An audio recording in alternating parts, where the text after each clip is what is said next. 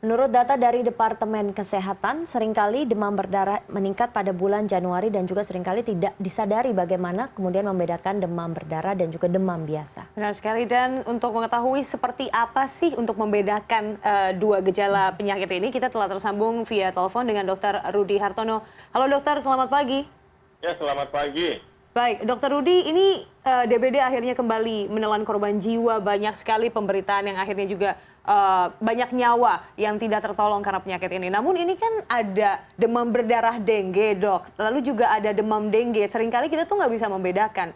Kira-kira apa sih dok menurut dokter yang signifikan ciri-ciri dari kedua gejala penyakit ini? Ya, itu hanya istilah klasifikasi dari berat ringannya penyakit demam berdarah atau demam dengue. Itu ada derajat 1, derajat 2, derajat 3, derajat 4. Umumnya kalau dia masih ringan derajat 1, itu kita sebut demam dengue. Ya, kalau udah menunjukkan ada tanda-tanda perdarahan di kulit, misalnya ada bintik-bintik merah, ya kita umumnya memberi nama demam berdarah, dan itu harus kita cross check dengan hasil lab. Dan kalau demam dengue itu ringan, jadi seperti kita flu biasa, ada panas, kadang batuk pilek, badan kita pegel-pegel, mual, muntah, nafsu makan kita berkurang, dan kalau kita cek di laboratorium, trombosit kita masih normal. Tapi parameter untuk demam berdarah, misalnya NS1, itu positif. Jadi sebenarnya tanda-tanda ini memang saru sekali begitu ya dok? Dan juga Iya, mungkin satu-satunya. biasa itu Ya. seringkali sama. Apakah Karena itu penyakit virus yang umumnya memberi gejala yang sama. Ada panas tinggi, badan pegel-pegel, kepala sakit. Iya. Iya dok, apakah kemudian satu-satunya cara adalah dengan tes lab itu? Padahal mungkin kalau kita lihat begitu ya korbannya di banyak yang di daerah-daerah terpencil ini kemudian Akses ya? iya akses kepada pelayanan kesehatan ini sulit ataupun susah begitu. Kadang-kadang masyarakat ini masih masih tidak mau pergi ke dokter begitu dan untuk meminimalisir itu seperti apa ya dok? Apakah kemudian harus begitu dengan tes lab ataukah kemudian bisa diantisipasi dengan apa? Ya, kalau yang terbaik ke dokter yang terdekat. Kita bisa memeriksa terhadap demam dengue ini sejak hari pertama dia panas sampai 3 hari dengan NS1 itu akurasinya cukup bagus. Semakin cepat kita periksa hari pertama itu akurasinya lebih bagus. Jadi kita dari awal sudah antisipasi. Oke. Berarti memang jangan disepelekan begitu ya? Iya. Ya, kalau memang tidak ada fasilitas lab begitu, selama masih mau makan, mau minum, ya kita cukup dengan obat-obatan, misalnya penurun panas. Hari ketiga baru kita ke dokter. Nah, nanti dokter akan melakukan pemeriksaan dengan istilahnya itu pemeriksaan rumpelit test. Itu untuk mengetahui apakah ada tanda-tanda gejala kerapuhan di pembuluh darah yang mengarah ke demam berdarah.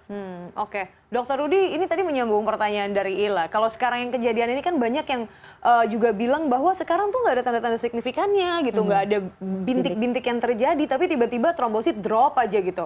Ini jenis yang seperti apa ya dok?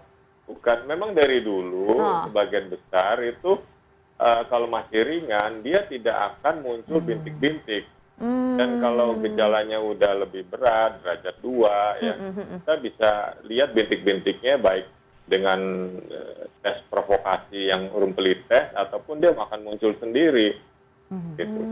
Dan bintik merah itu harus kita cek dulu apakah benar ini bintik demam berdarah atau karena gigitan nyamuk. Ya, kita stres saja kulit di sekitarnya itu. Kalau bintiknya hilang, itu bukan bintik demam berdarah. Kalau untuk gejala-gejala terhadap anak-anak dan juga dewasa, apakah kemudian ini sama dok? Gejalanya awalnya sama, panas tinggi, nggak nafsu makan, mual, muntah. Tapi pada orang dewasa dia lebih cenderung komplikasi lebih tinggi, Oke, Dok. pendarahan begitu.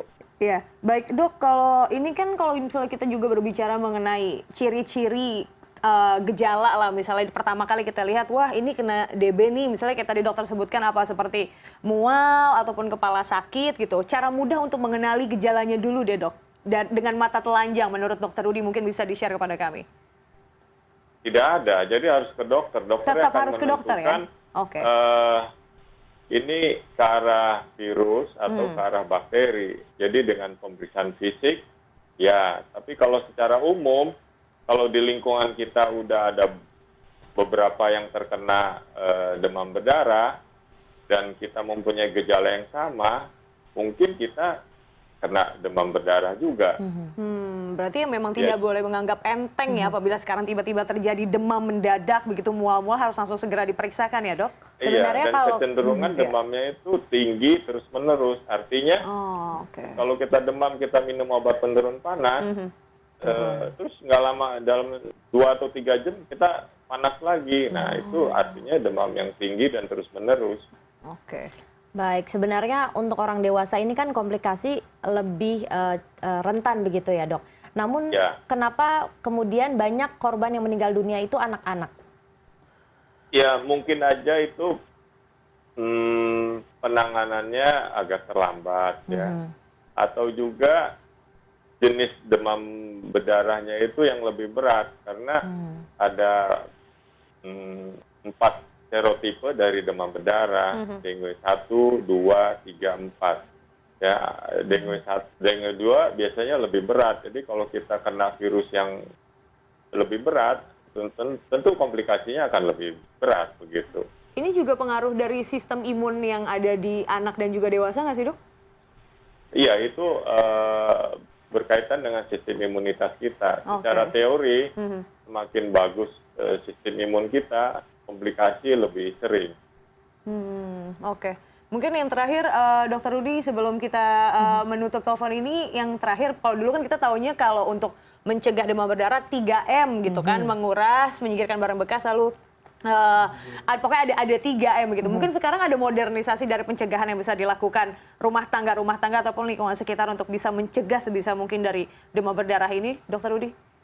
3M itu sangat relevan sampai sekarang dan itu sangat penting. Dan kalau kita pergi ke daerah endemis demam berdarah, ya kita harus memproteksi diri kita supaya tidak digigit oleh nyamuk setempat. Ya bisa memakai misalnya baju lengan panjang atau celana yang lengan panjang, atau kita ada kegiatan outdoor ya kita pakai repelan dan itu harus dipakai kontinu selama kita di luar rumah yang banyak nyamuknya. Oke. Baik Dokter Rudi, terima kasih atas penjelasannya. Terima kasih. Terima kasih Dokter Rudi.